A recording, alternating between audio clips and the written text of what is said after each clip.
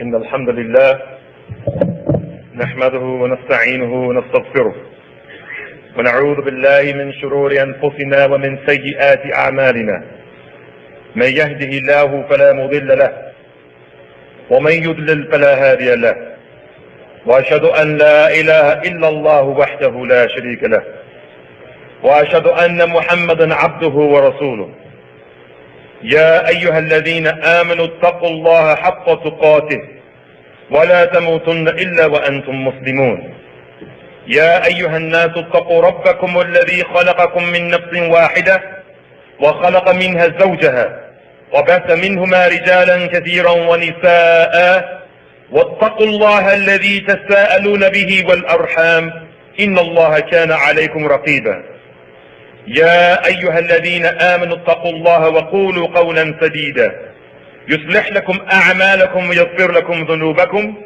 ومن يطع الله ورسوله فقد فاز فوزا عظيما أما بعد فإن أصدق الحديث كتاب الله وخير الهدي هدي محمد عليه الصلاة والسلام وشر الأمور محدثاتها وكل محدثة بدعة وكل بدعة ضلالة وكل ضلالة في النار وبعد الله سبحانه وتعالى يقول في كتابه العزيز وجعلنا نومكم سباتا.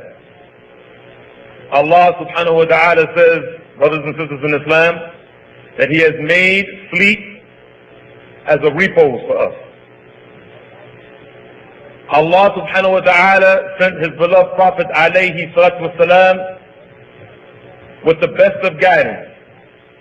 And in that guidance is an example for every single act of life that we have.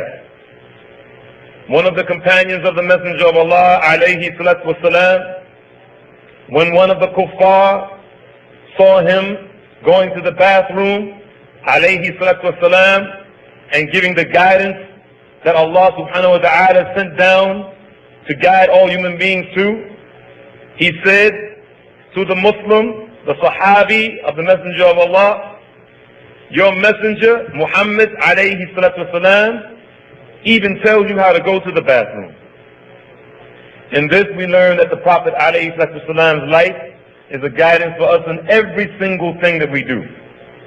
And in this short khutbah, inshallah, we want to talk about another benefit that Allah subhanahu wa ta'ala has given us, which are the principles and the benefits of sleeping. The Messenger of Allah alayhi salatu wasalam, in exemplifying this ayah of Quran, وَجَعَلْنَا نَوْمَكُمْ سُبَاتًا, and Allah says, we have made sleep for you a repose. We have made sleep for you a repose. In another place, Allah subhanahu wa ta'ala says that He has made the day for work and He has made the night for sleep. These following statements in this khutbah, inshallah, are pertaining to the ideal situation, because for many of us, we have to work day and night and everything has become topsy-turvy.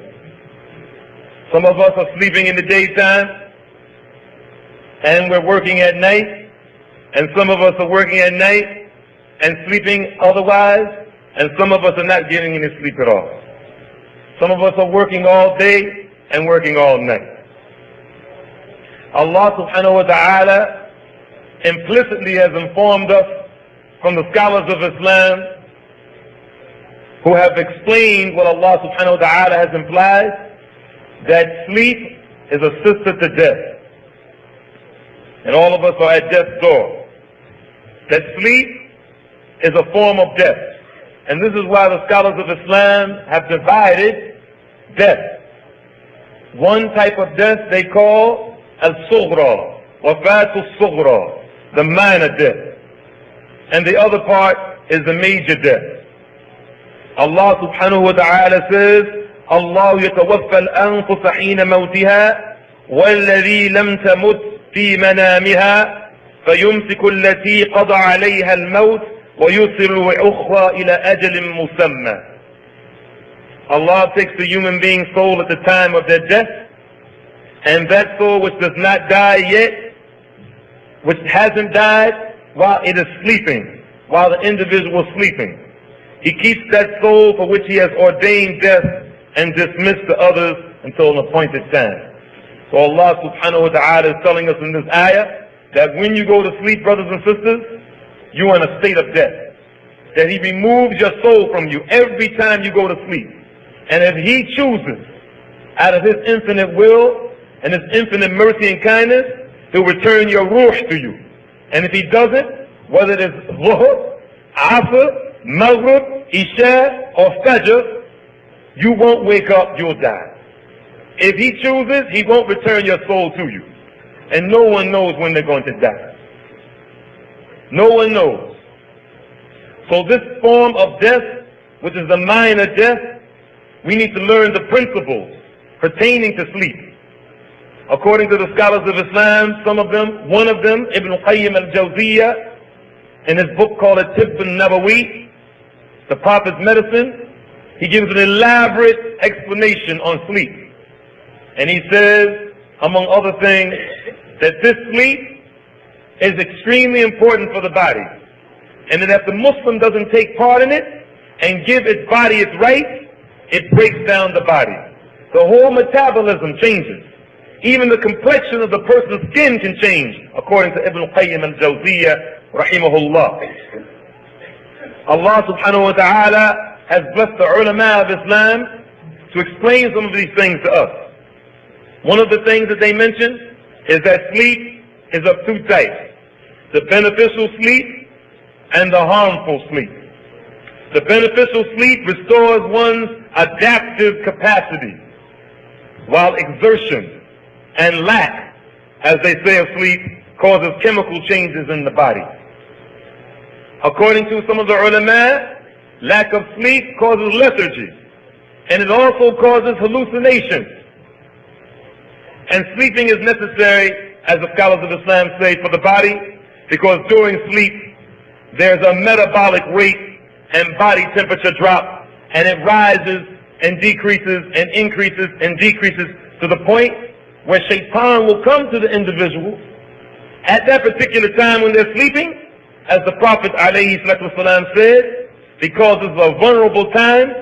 يَعْقِدُ شَيْطَانُ عَلَى قَافِةَ رَأْسِ أَحَدِكُمْ إِذَا هُوَ نَائِمٌ ثلاث عقد يضرب على كل عقدة عليك ليلا طويلا فإن هو استيقظ فذكر الله إن حلت عقدة فإن توضأ إن حلت عقدة الثانية فإن صلى إن حلت عقدة كلها فأصبح نشيطا طيب النفس وإلا أصبح خبيث النفس كسلان.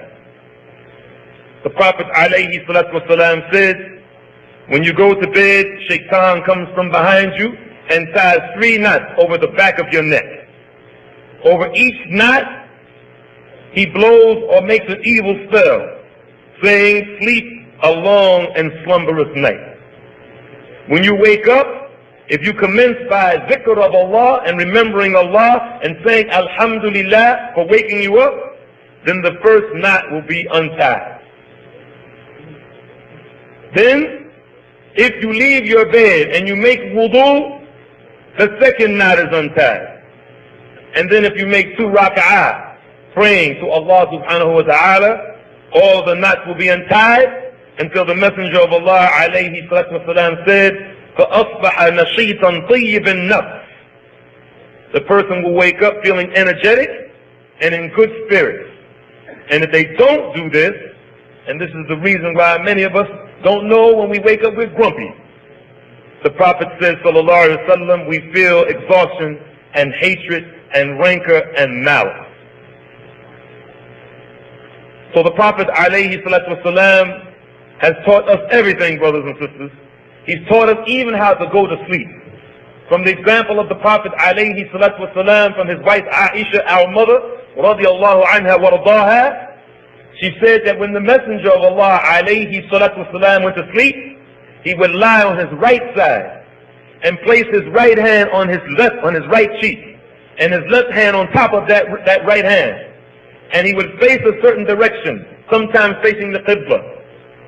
And he would make a dua that he taught the companions of the Messenger of Allah to say, اللهم إني أسلمت نفسي إليك ووجهت وجهي إليك ووضضت أمري إليك وألجمت ظهري إليك رغبة ورهبة إليك لا ملجأ ولا منجا منك إلا إليك آمنت بكتابك الذي أنزلت ونبيك الذي أرسلت. The Prophet ﷺ taught his companion Al-Bara ibn Azib to say, before you go to bed, make ablution as if you were going to make salah, lie down on your right side and say, "O my Lord, I submit myself to you, put my soul in your hands, turn my face to you, trust my destiny to you, put my trust in your protection, soliciting you and fearing you. I have no escape from you but to seek refuge in you. I believe in your revealed book and the prophet that you sent." The Prophet ﷺ said, if you say this before you go to bed and you die on that night, you will have died a believer. And in another narration he says that you will go to Jannah.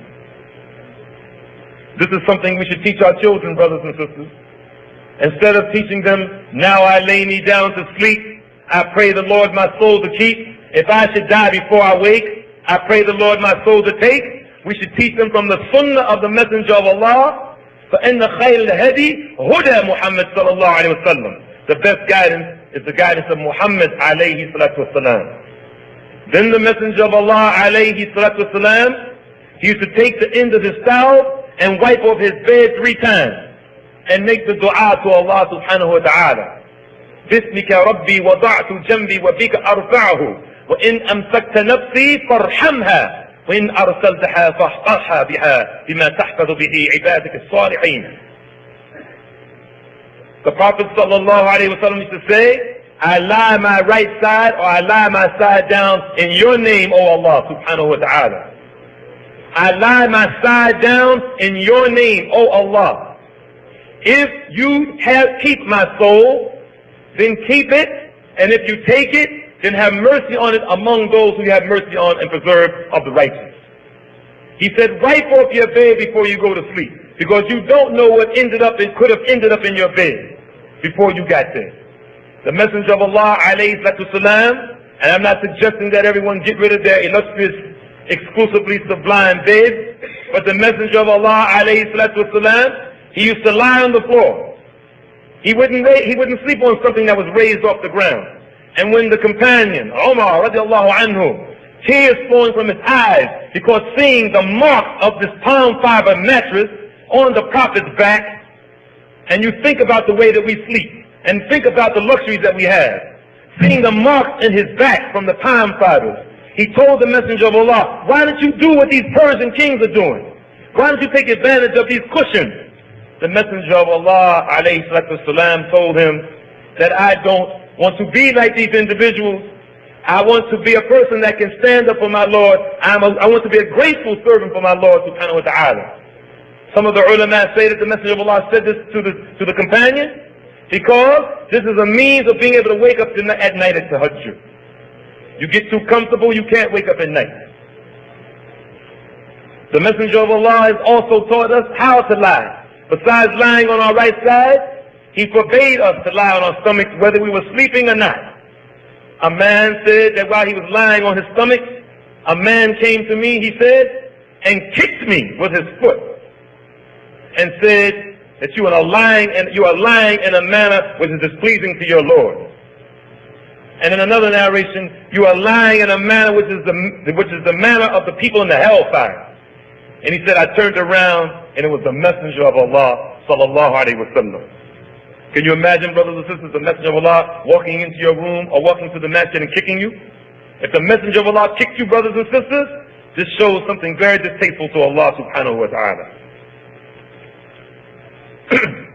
Abdullah ibn Abbas one day found his son sleeping late in the morning, of which we know from the scholars of Islam based on authentic hadith that it is makruh, brothers and sisters.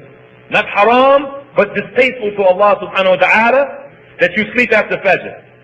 For you to take a nap after Fajr is makruh according to the scholars of Islam. The sunnah of the Messenger of Allah is that after he made the 2 rak'ah of sunnah for Fajr, he would lie on his right side for a while take a short rest, and then he would stand up, go to the masjid, and lead the people in Salatul Fajr. Abdullah ibn Abbas once found one of his sons sleeping late in the morning, and he woke him up and said, "Istayqiz, wake up.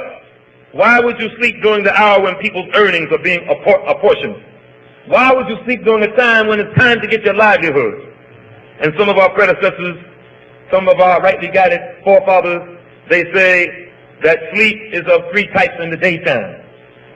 One which is natural, one which is agonizing, and one which is idiotic. As for the natural, this is the one that Allah's Messenger alayhi salatu salam used to do when taking the short nap in the early morning and between Dhuhr and Asr. The second kind is to sleep late in the morning, hence depriving one from the benefits of this world and the next. Sleeping late in the morning also may cause one to inherit general body weaknesses according to the scholars of Islam, and sicknesses. And finally, the third kind of sleep, which is the idiotic sleep, is to sleep in the mid-afternoon after Asr and before Maghrib, of which the scholars of Islam say may cause some dull witness, and Allah subhanahu wa ta'ala knows best.